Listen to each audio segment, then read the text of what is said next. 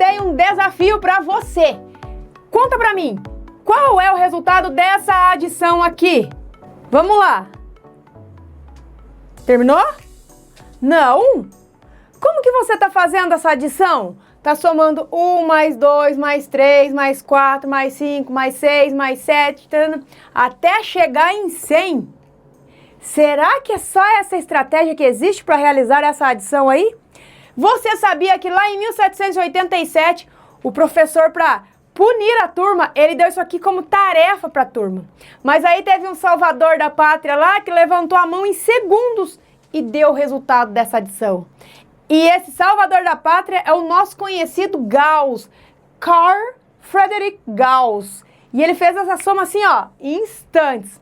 Mas qual foi a estratégia que ele utilizou? Você sabe? Você já identificou? Ele percebeu que se somar os termos que são equidistantes, ó, o primeiro daqui com o último de lá, ou posso falar o primeiro pro lado de lá, somando esses dois, ele vai obter 101, ok? Agora, se ele soma o segundo termo com o segundo pro lado de lá, ou com o penúltimo, a gente pode falar, 2 mais 99, 101. E da mesma forma que se somar o terceiro termo aqui com o terceiro de trás para frente, a soma resulta em 101. E aí, o que mais que ele percebeu? Ele viu que nessa sequência existem 100 números. De 1 a 100 nós temos 100 números. E desses 100 números, porque você percebeu que ele pega um de lá com um de cá, um de lá com um de cá. Então ele está formando pares, não é? Então nessa sequência de 100 números, existem 50 pares formados. Vamos falar assim, 50 duplinhas, ok? E daí o que ele fez? Ele pegou o resultado da soma dessa duplinha e multiplicou por 50. Então simplesmente 101 multiplicado por 50 vai ser 0, 5 vezes 1, 5, 5 vezes 0, 0, 5 vezes 1, 5. Então, ele obteve o resultado dessa adição, desses 100 números, 5.050, e ele salvou a turma da tarefa que o professor tinha dado. E com esse raciocínio aqui que ele desenvolveu, ele chegou na fórmula da soma dos termos de uma progressão aritmética que você estuda lá no ensino médio. Que é o que é essa soma dos termos? Ah, Giz, eu não sei, eu vou estudar no ensino médio, mas calma lá. Vai ser assim, se você somar o primeiro termo, a gente chama lá na progressão aritmética de A1, com o último termo, que nesse caso o 100 seria o nosso último termo, eu vou chamar de AN, que é o enésimo termo.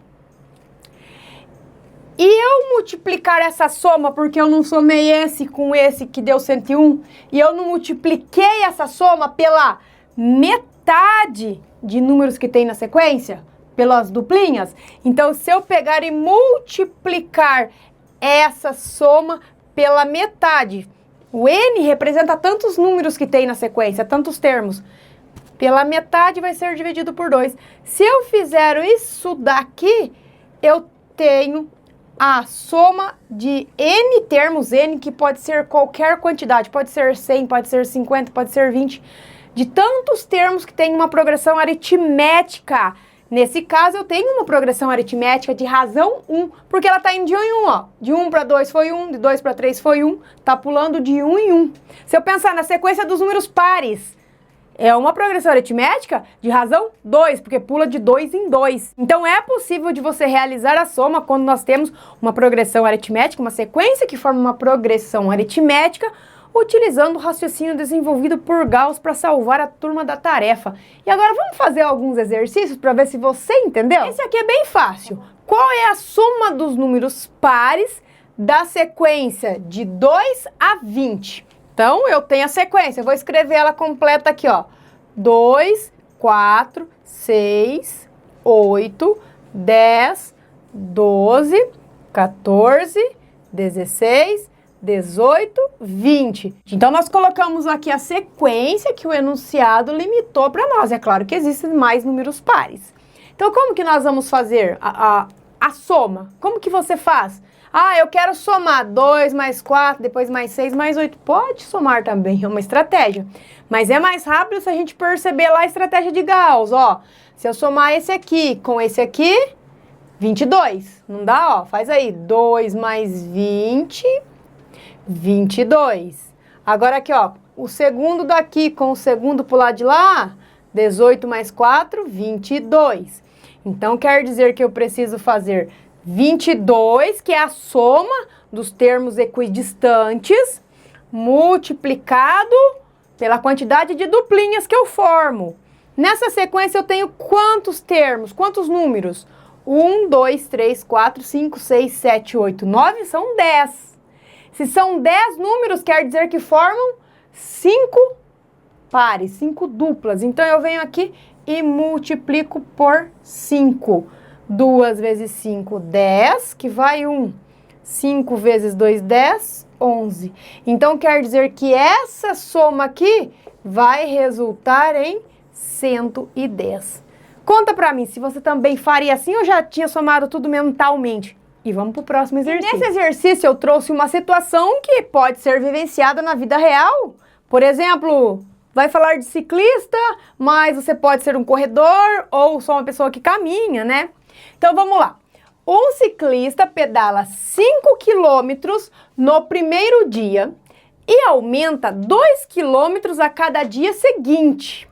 Então a gente para por aqui e analisa o que o enunciado fala. 5 quilômetros no primeiro dia. Então vamos colocar aqui, ó, 5. Ele começou com 5 km no primeiro dia. Aí o raciocínio diz o quê? Que ele aumenta 2 quilômetros a cada dia seguinte. Então no próximo dia vai ser 7. Depois no próximo vai ser 9. E aí por diante até ele chegar no... Quantos dias que ele percorreu mesmo? Qual é a distância percorrida nesses 10 dias? Então, quer dizer que vai ter uma sequência com 10 termos aqui, são 10 dias. E fala aqui que no 10º dia ele percorreu 23 quilômetros. Então, aqui o último número vai ser o 23. Agora, eu preciso saber qual é a distância total que ele percorreu em todos esses 10 dias. Não precisa escrever os números que estão faltando aqui.